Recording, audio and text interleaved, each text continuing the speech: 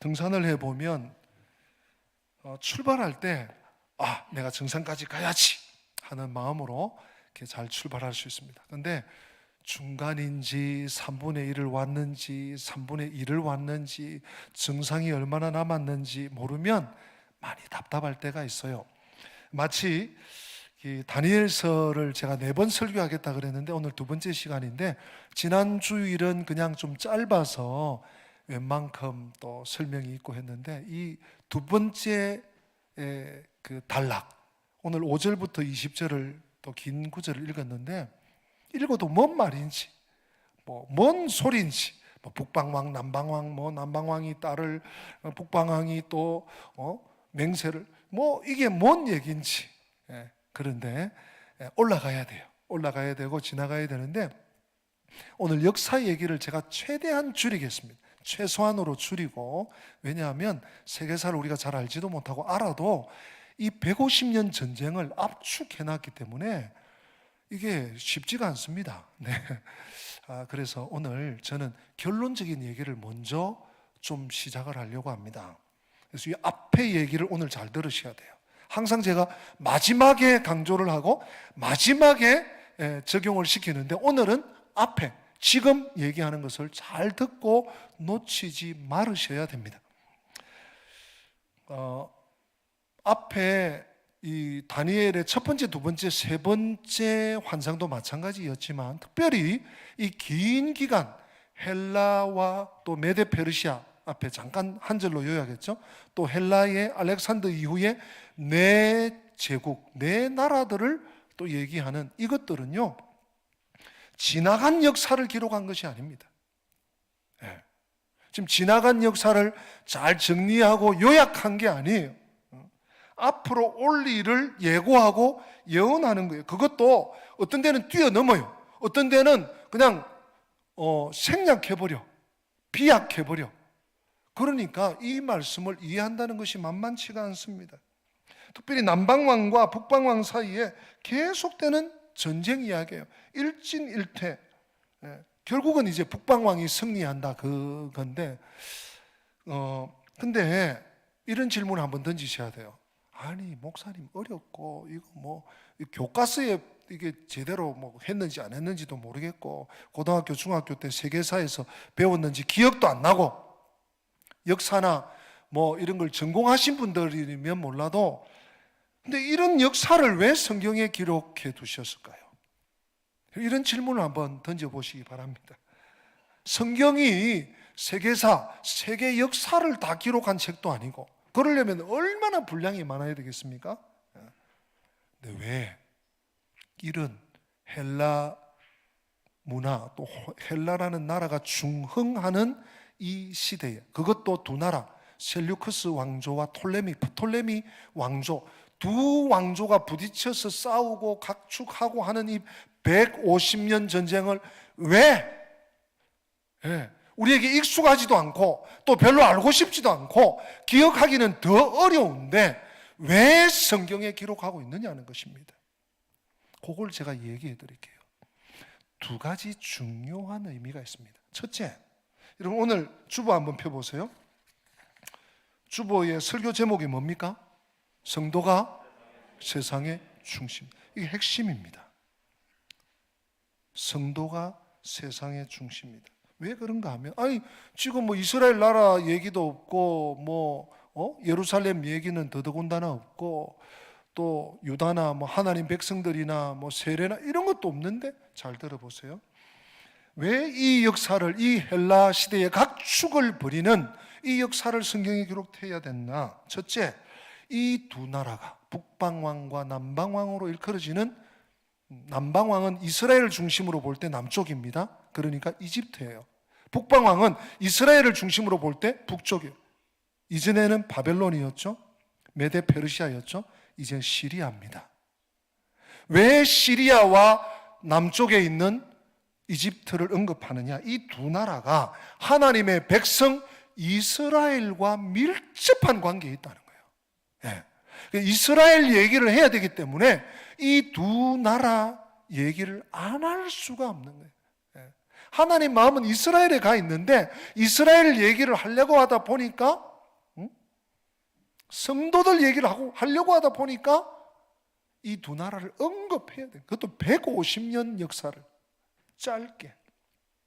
그러니까 그들이 견제하고 화친하고 전쟁하고 싸우고 정략 결혼을 하고 다시 뺏어 오고 동맹을 맺고 파기가 되고 또 쳐들어가고 또 쳐들어오고 속이고 속임 당하고 또 갚아주고 이런 얘기를 하는 거예요.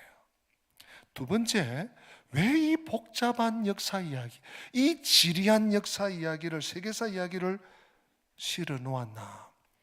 여기서 특별히 북방왕의 적 그리스도를 예표하는 안티오커스 4세가 나와요. 정확하게 안티오커스 4세 에피파네스라 그랬죠.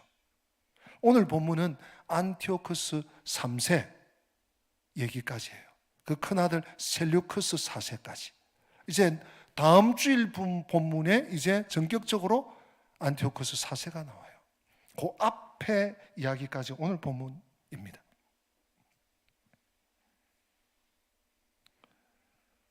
역사는요, 역사가 돌아가는 걸 가만 보면 하나님이 아니라 세상의 어떤 권력이, 힘이, 정치 세력이 아주 극악한 그런 또 힘 있는 세력들이 통치하는 것 같아 보이는 이 세상 움직임 속에서도 그렇지 않다는 거예요.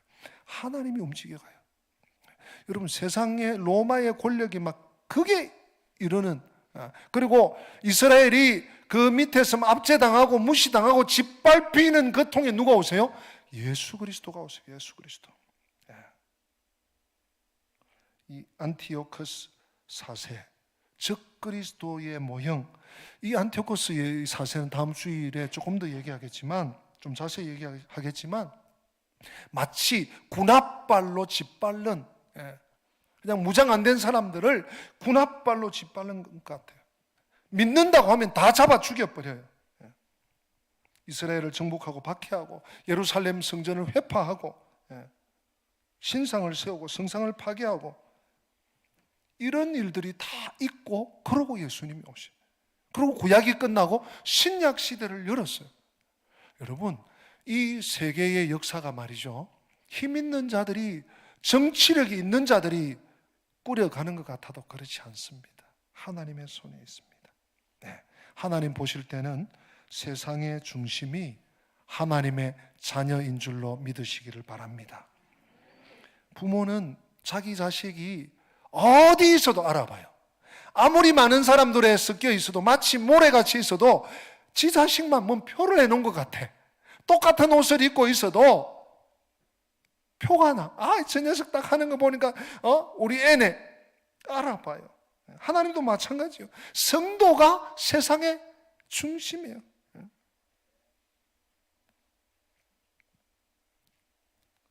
하나님은 지금도 이 성도를 통해 세상을 보고 계세요. 그래서 하나님의 탄식이, 야, 세상이 왜 이렇게 더러워졌노? 왜 이렇게 병들어서? 왜 이렇게 썩어서? 라고 하지 않고, 교회는 어떤데? 교회를 통해서, 성도를 통해서 세상을 보기를 원하세요. 하나님의 관심은 자녀들에게 있습니다. 성도들에게 있습니다. 교회에 있습니다. 지금도 마찬가지입니다. 국가가 어떻고 재벌이 어떻고 누가 인기가 있고 이런 데는 하나님 관심도 없으세요. 하나님의 눈에는 당신의 백성이 먼저예요. 다른 것들은 다 여벌이에요. 여러분, 이 세계사를 보면서 헬라의 제국의 역사들이 태동되어 가는 것을 보면서 이것을 우리가 느낄 수 있어야 됩니다. 하나님의 백성을 축복하는 사람들, 하나님의 백성들을 짓밟고 핍박하는 사람들, 하나님은 다 보고 계신 거예요. 아브라함에게 그렇게 약속하셨죠. 너를 축복하는 자에게 복을 주고 너를 저주하는 자에게는 내가 벌을 내리겠다. 하나님의 관심은 성도에게 있는 것입니다. 여러분, 이것은 팩트입니다. 하나님 백성이 세상의 중심입니다. 마귀가 거짓 뉴스를 퍼뜨려요. 야, 교회 웃기지 마. 교회 그냥 이렇게 전염병 창궐하면 안 가도 돼. 그런데 아니야? 취미생활 하듯이 뭔 일이 있으면 안 가고 문 닫고. 세상은 그렇게 깔보고 있습니다. 그렇게까지 치닫고 있습니다. 그러나 하나님의 관심은 세상이 아니에요. 성도예요. 교회입니다.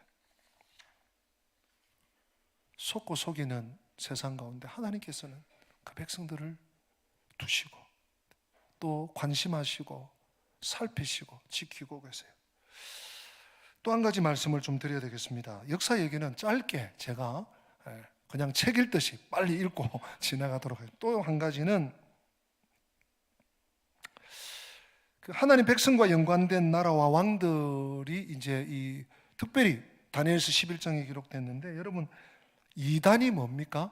이단은 달을 이자 끝단자, 끝이 달라요. 언뜻 보면 성경 얘기해. 신천지 성경 얘기해. 비유풀이 비유 나오잖아요. 성경에 비유가 아니면 말씀하지 아니하시고 모든 것을 비유로 그거 들으면 그거 맞는 것. 끝이 달라요. 사이비는 뭡니까? 사이비는요 비슷한데 전혀 아니야. 막 종교 노래도 하고 뭔 경전도 있고 뭐 치유도 일어나고 이런다는데 아니에요. 거긴 발들이면 큰일 나는데, 이단도 마찬가지지만 또 하나가 있습니다. 이 두 세력이 다 포함된 마귀는 뭡니까? 마귀는요, 우리 동양 사상의 마귀는 막 피 흘리고 막 하얀 소복을 입고 머리를 푸르제치고 귀신 생각이 딱 쉬운데, 마귀는요 속이는 것이고 특별히 흉내를 냅니다. 기억하세요. 마귀는 뭐 한다고요? 흉내를 내. 누구 흉내를 냅니까? 하나님 흉내를 내요. 하나님 노릇을 하려고 그래요. 그래야지 사람들이 미혹되거든요. 이 시대, 특별히 이 코로나 시대, 앞으로 포스트 코로나는 정말 어떻게 될까 누구도 예측하지 못합니다. 코로나보다 더 힘든 시대가 올지도 몰라요.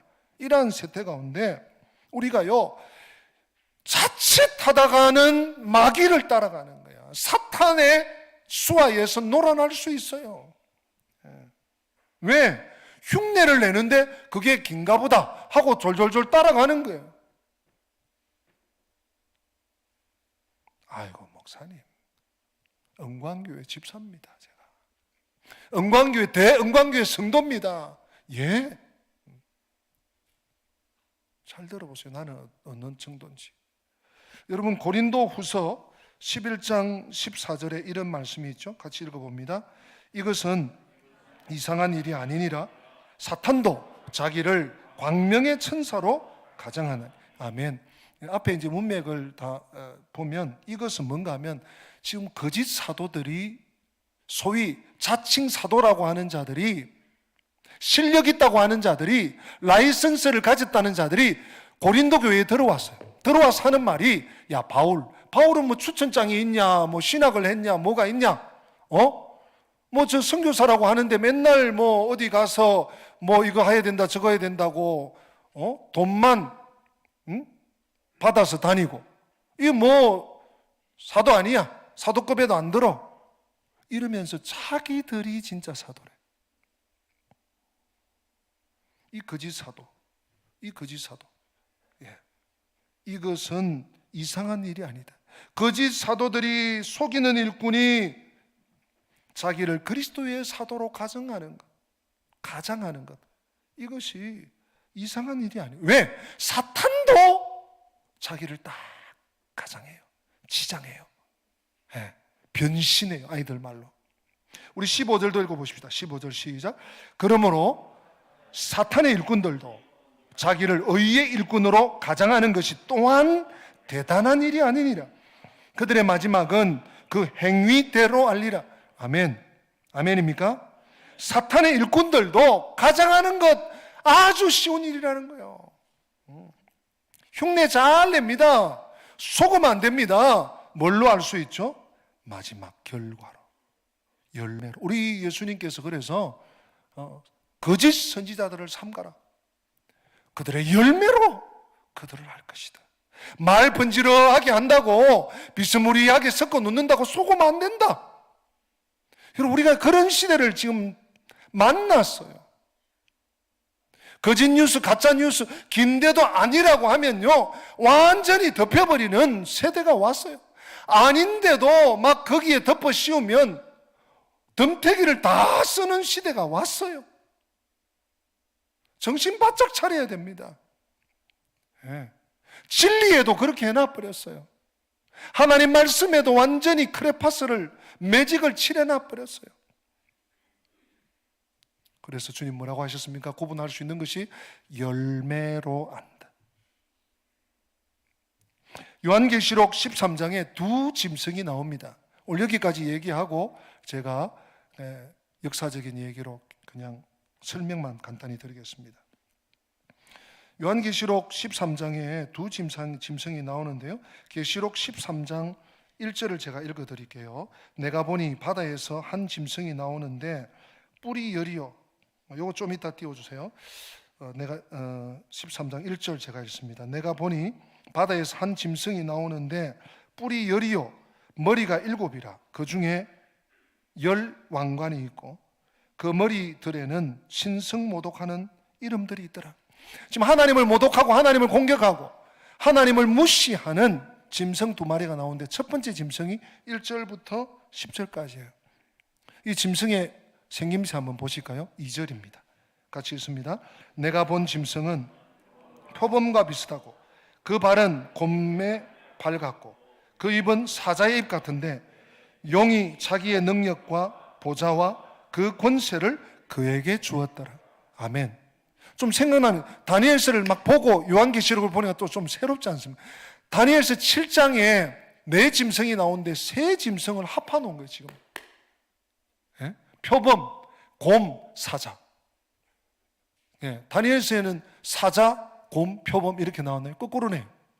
이 세 짐승을 합해놓은 것이 계시록에 나오는, 마지막 때 나오는 두 짐승 중에 한 마리예요.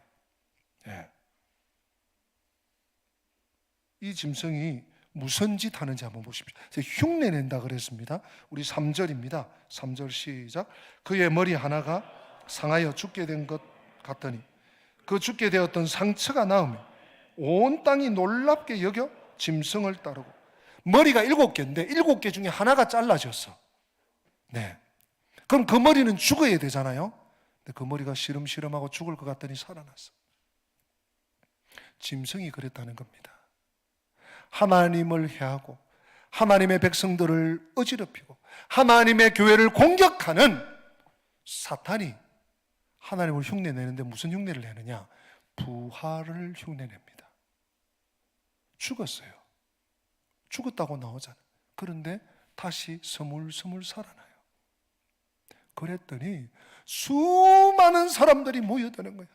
와, 이 짐승은 머리가 7이라는 것은 7두라는 말이 아니에요. 그만큼 영민하고 그만큼 교활하고 그만큼 악랄한 거예요. 네. 그때도 대단했는데 그 7머리 중에 하나가 딱 잘라지더니 다시 붙어버리네, 살아버리네. 사람들이 열광을 하는 거예요. 그래서 어떻게 됩니까? 8절 한번 보십시다. 계시록 13장 8절입니다. 시작. 죽임을 당한 어린 양의 생명책에 창세 이후로 이름이 기록되지 못하고 이 땅에 사는 자들은 다 그 짐승에게 경배하려. 여러분 조심해야 되겠죠. 이 부활 흉내를 내니까 우리 주님이 부활하셨는데 와, 거의 우리 주님 격이네 이러면서 거기에 다 머리를 조아리는 거예요. 껍벅 넘어가는 거예요. 앞뒤 생각도 하지 않고. 네. 하나님의 생명책에 농명되지 않은 자들은 다 넘어가는 것입니다. 네. 이제 11절부터 지금 시간 때문에 제가 자세히 못하는데요, 11절부터 15절까지 또 하나의 짐승이, 두 번째 짐승이 등장합니다. 이 짐승은 또 다른 흉내를 내요. 다 생략하고 15절에 뭐라고 되어 있는가 하면 제가 읽어드릴게요. 두 번째 짐승입니다. 그가 권세를 받아 그 짐승의 우상에게 생기를 주어 그 짐승의 우상으로 말하게 하고 또 짐승의 우상에게 경배하지 아니하는 자는 몇이든지 다 죽이게 하더라. 지금 앞에 11절부터 14절에 또 몇 가지 근거들이 나오는데 15절에 특별히 생기를 불어넣어줘요. 무슨 흉내입니까? 성령을 흉내내고 있어요.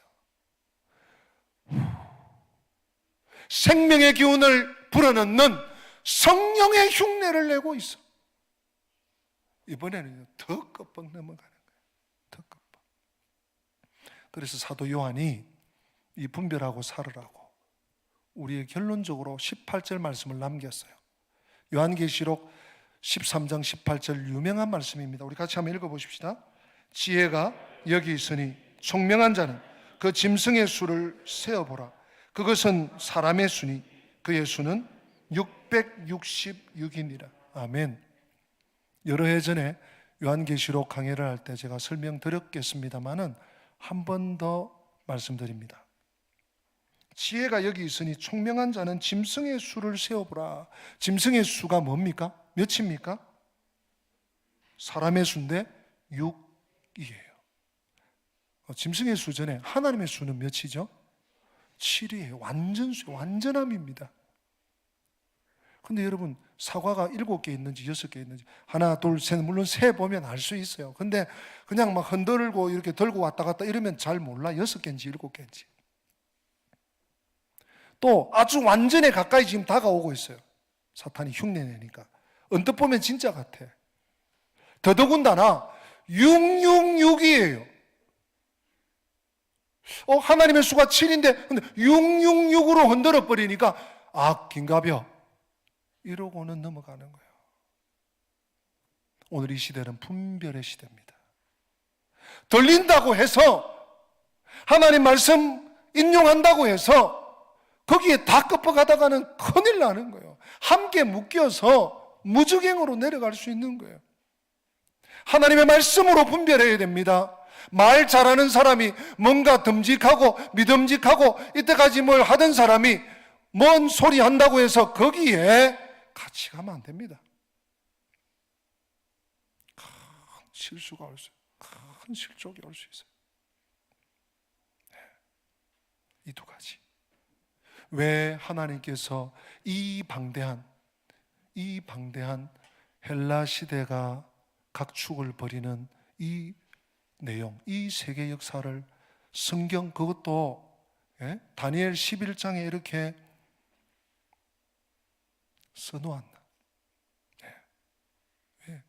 성도가 세상의 중심이기 때문에 하나님은 성도가 이 땅을 분별하면서 이 역사가 되어지는 150년, 200년, 300년, 500년, 1000년 역사가 되어지는 것을 보면서 그 안에 하나님이 함께 계심을 인정하고 의식하고 기억하고 살라는 거예요.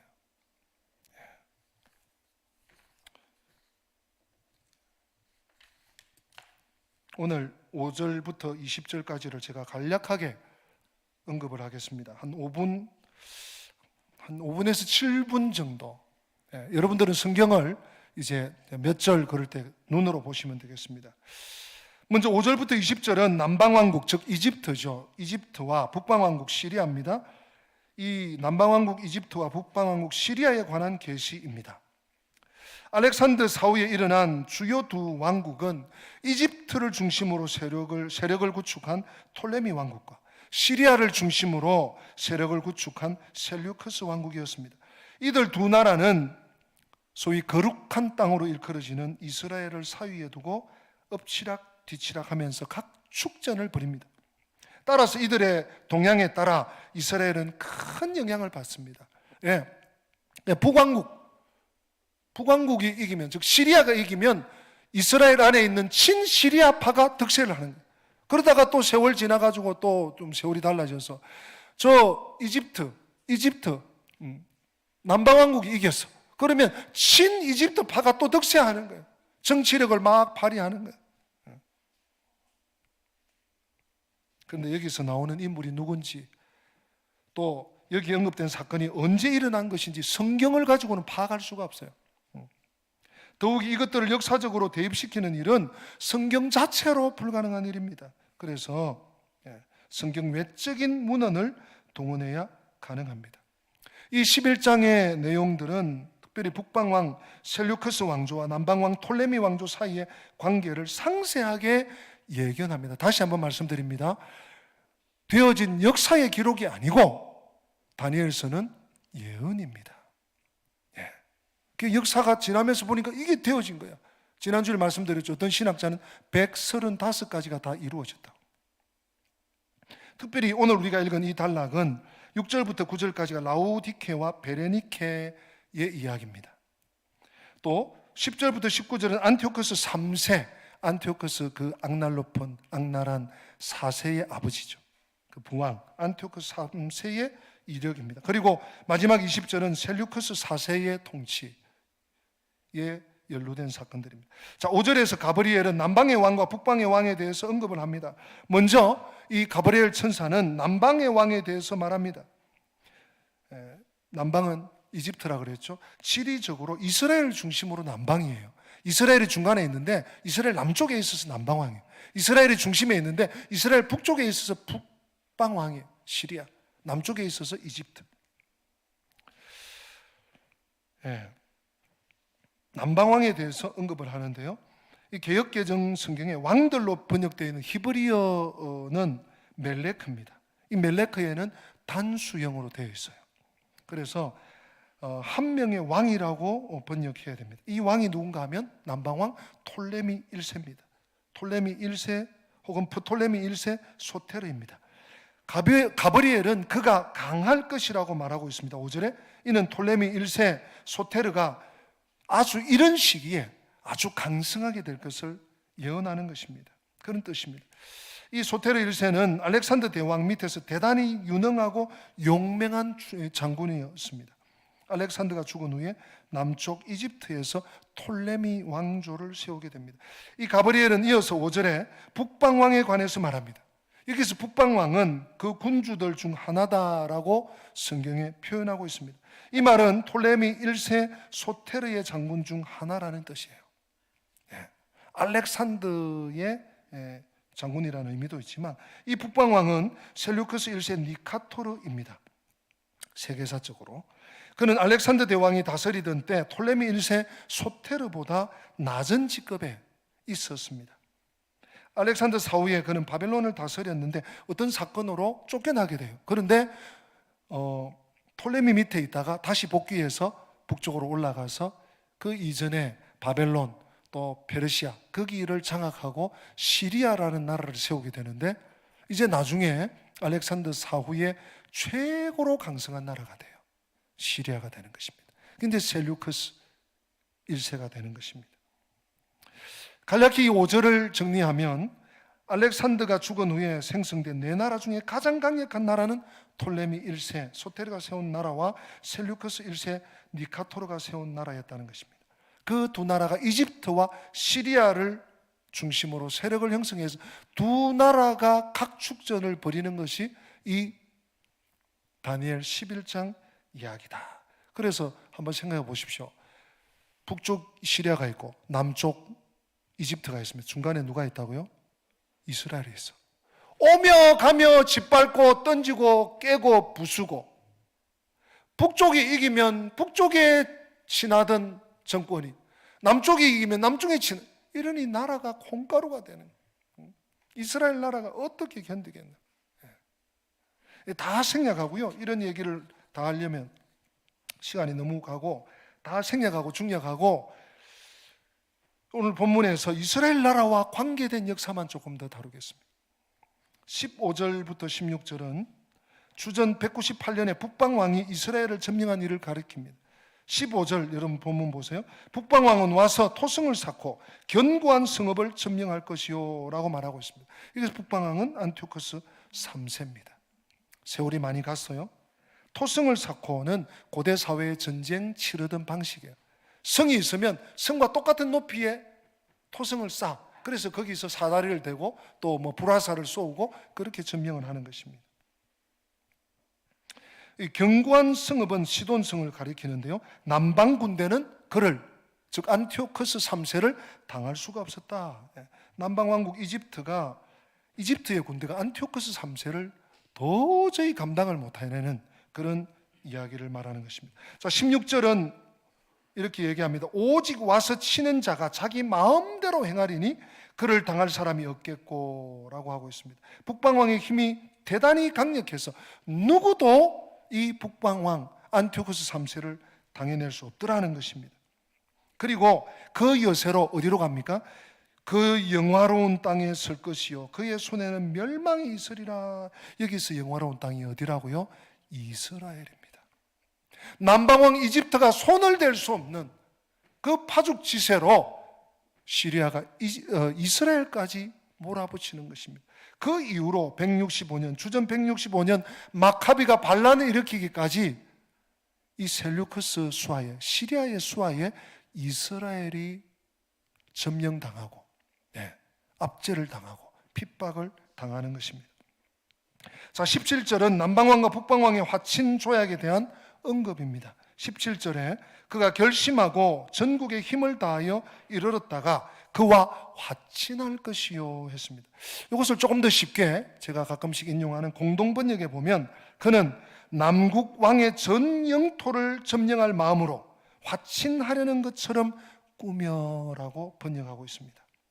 그 다음 여자의 딸을 그에게 주어라고 했는데 이것은 역사적으로 주전 193년에 안티오코스 3세가 자신의 딸 클레오파트라, 율리오스 카이사르와 마르쿠스 안토니우스와 연관된 그 절세민 클레오파트라가 아닙니다.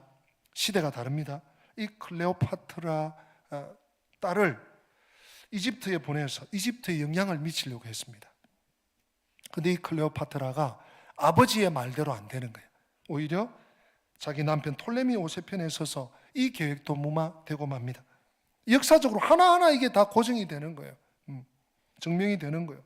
자, 이제 두 가지만 더 언급하겠습니다. 18절에서 19절은 안티오코스 3세가 눈을 돌려서 다른 나라를 공격한 일에 대해서 언급하고 있습니다. 18절은 그 후에 그가 그의 얼굴을 바닷가로 돌려 많이 점령할 것이나 했습니다. 이 말은 안티오코스 3세가 바닷가 지역을 치게 되는 것이요, 그래서 승리하게 되는 것을 말합니다. 이 안티오코스 3세는요 주전 192년에 그리스 본토와 소아시아 일부를 공격합니다. 그래서 점령하게 된, 그런데 이 일로 로마 황제의 로마와의 갈등을 겪게 됩니다. 18절에 한 장군이 나타나 그의 정복을 거치게 하고 그 수치를 그에게로 돌릴 것이요 라고 하는 말은 191년에 주전 191년에 안티오코스 3세가 로마의 장군 루시우스 스키피오 아시아티쿠스에게 대패한 일을 역사적으로 증명하고 있습니다.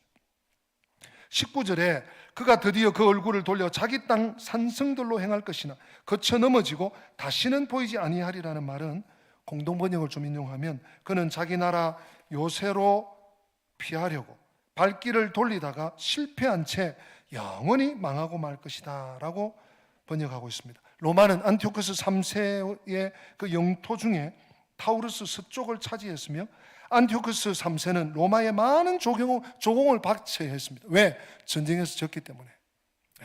전쟁 부담금을 내야 되는 것입니다.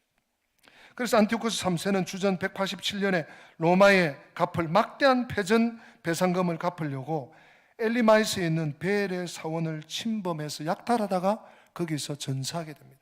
그 얘기가 또 19절에 보이지 아니하리라. 이게 역사와 연결이 마치 이거 큐브를 맞추듯이 연결이 되는 것입니다. 마지막 20절은 안티오코스 3세의 후계자에 대한 언급입니다. 이것이 이제 이 20절이 다음 주일과도 연결이 되는데요. 20절에 보면 그 왕위를 이을 자가 압제자를 그 나라의 아름다운 곳으로 두루 다니게 할 것이나 라는 말을 하고 있어요. 안티오코스 3세의 아들 셀류크스 4세, 장남입니다. 4세가 왕이 되었을 때 일어난 일을 의미하는 것입니다. 당시 로마는 셀류크스 4세 필로파테르에게 막대한 조공을 바칠 것을 요구합니다. 명령합니다. 이에 이 셀류커스 4세는 로마에 갚아야 할 조공을 마련하기 위해서 압제자 소위 압제자 헬리오도루스를 파견해서 백성들에게 많은 세금을 부과합니다. 20절에 나오는 이 아름다운 곳이란 예루살렘을 의미합니다. 예루살렘도 마찬가지로 이게 뭐 세금을 걷어들여야 되니까 로마가 원하는 것을 충당할 수 있는 것이죠. 그래서 이 셀루크스 4세가 예루살렘 성전을 침공해서 값비싼 성전 기물과 자금들을 훔치려 하는데 가는 중에 꿈을 꾸게 됩니다. 꿈 얘기가 마카비하 3장 7절 이하에 나오는데요, 20절에 그는 분노함이나 싸움이 없이 몇 날이 못 되어 망할 것이요 라고 했죠. 이 말은 그가 전쟁터에서 죽는 것이 아니라는 점을 말하는 것입니다. 역사적으로 주전 175년 셀루크스 4세는 재무장관인 헬리오도루스에 의해서 독살당하고 맙니다. 네.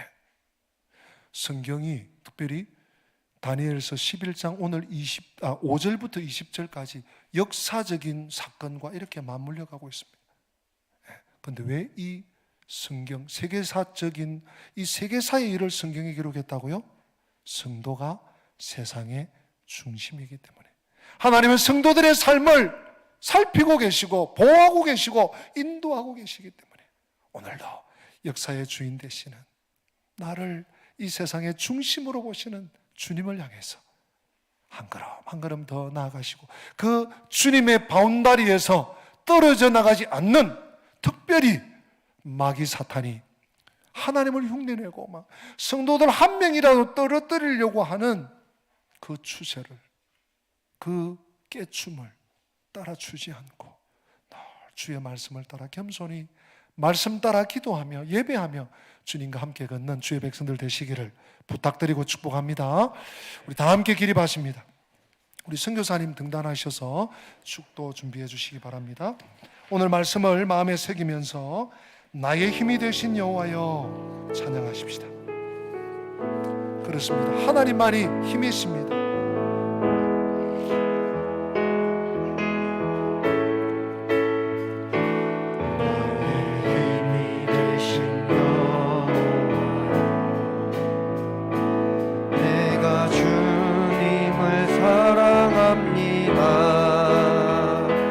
주는 나의 반석이시며 나의 요새시며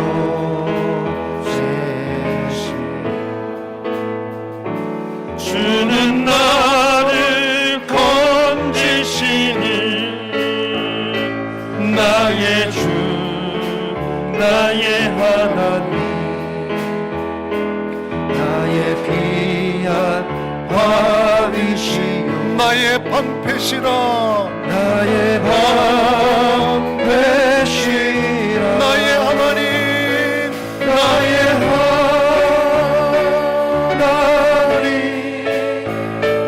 나의 하나님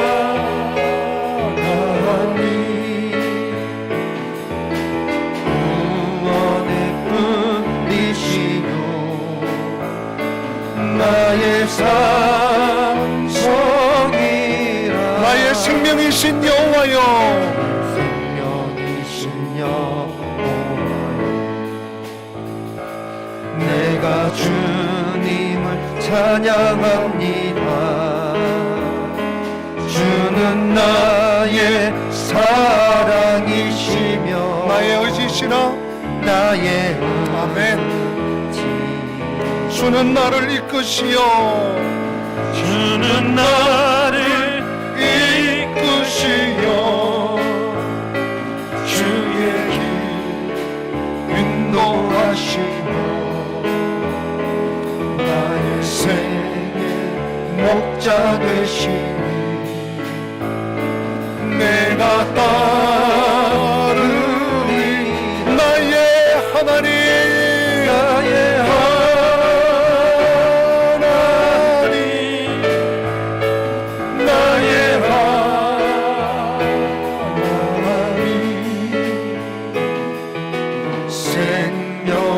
멸류관으로 내게 씌우시니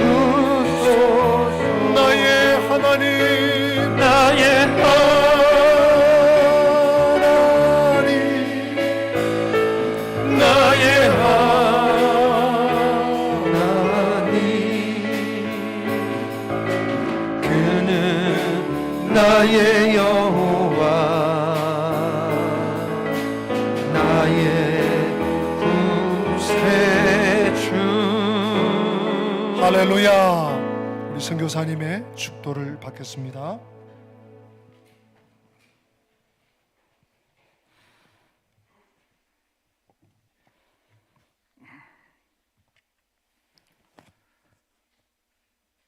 지금은 우리를 위하여 십자가에 피 흘려 죽으신 우리 주님 예수 그리스도의 은혜와 독생자를 아끼지 아니하시고 허락하신 하나님의 무한하신 사랑하심과 보이사 성령님의 감동, 감화, 충만 역사하심이 세상의 중심되는 성도를 통해서 이 코로나 시대에 하나님의 거룩한 뜻을 분발하며 하나님의 살아계심을 나타내기를 원하는 사랑 주의 백성들에게 지금부터 영원토록 함께 하실지어다.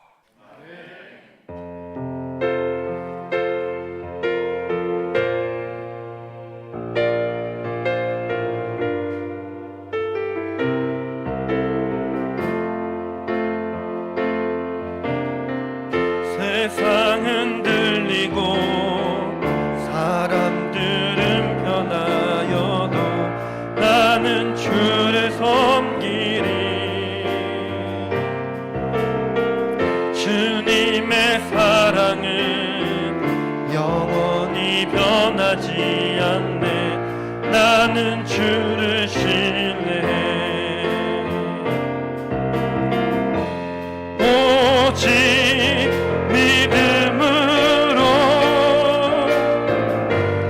믿음으로 내가 살리라. 오직 믿음으로 내가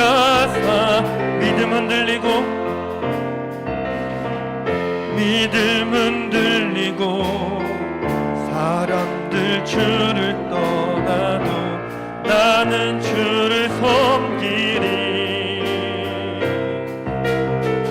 주님의 나라는 영원히 쇠하지 않네. 나는 주를 신뢰해. 오직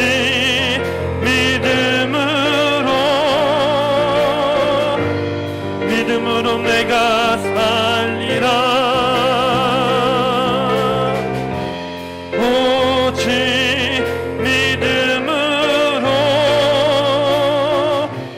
믿음으로 내가 오직 의인은 믿음으로 말미암아 살리라. 오직 의인은 믿음으로 말미암아 살리라. 오직 의인은 믿음으로 말미암아 살리라. 이 시간 우리 옆 사람과 앞뒤 사람과 이렇게 인사 나누시겠습니다. 성도는 세상의 중심입니다. 성도는 세상의 중심입니다. 아멘. 오직 의인은 믿음으로 말미암아 살리라. 오직 의인은 믿음으로 말미암아 살리라.